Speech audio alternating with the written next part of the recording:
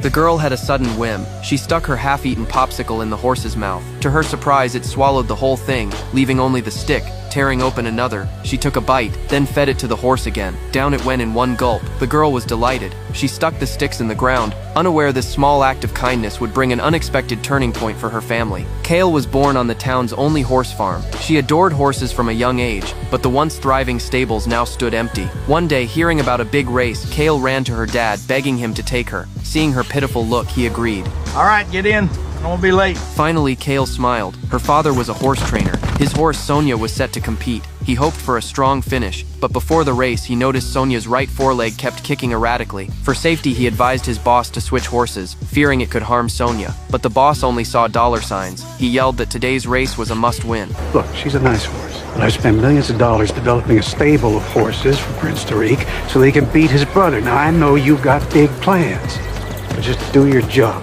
Daily maintenance, overseeing the workouts, your job. Helpless, Cone looked at Sonia with regret. Following orders, he put her in the starting gate. As it flew open, the horses burst from the line. For Kale, her first time at the track felt like a grand celebration. Sonia took the lead as expected. But then disaster struck. Sonia fell. Tests showed a fracture in her right foreleg. For a racehorse, a broken leg was a death sentence. Her future seemed doomed. Yet the boss pinned all blame on Cone. I warned you she wasn't right. You put saddle on. What? Wait a minute, look, I understand. It's sad when these things happen in the racing business. When you just knowingly kill a $750,000 athlete. Though Sonia was once worth $750K, the boss ordered the vet to put her down. Cone snatched the paperwork. You don't care about anybody, do you?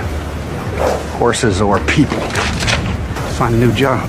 You firing me? That's right. Faced with the boss's cruelty, Cone demanded his $9K salary, unpaid for 3 months. The boss only offered $6K. Just then, Cone heard Sonia's cries. He made a choice that would change her fate. Giving up his back pay, he only wanted to take Sonia. $6,000 and a dead horse, and I never have to hear from you again? That's right. Take the money. The boss never imagined this rash decision would become his life's regret. Cone brought Sonia home in the pouring rain. His dad saw her as just an old horse, figuring even if healed, she'd barely survive a few years, but Cone was determined to keep her. The next day, he split the $6K between 2 friends he'd left in a bind. They were baffled. What was the point in saving a horse that could never race again? Just then, Cone's dad walked in with an unexpected question. You know who this horse was sired by?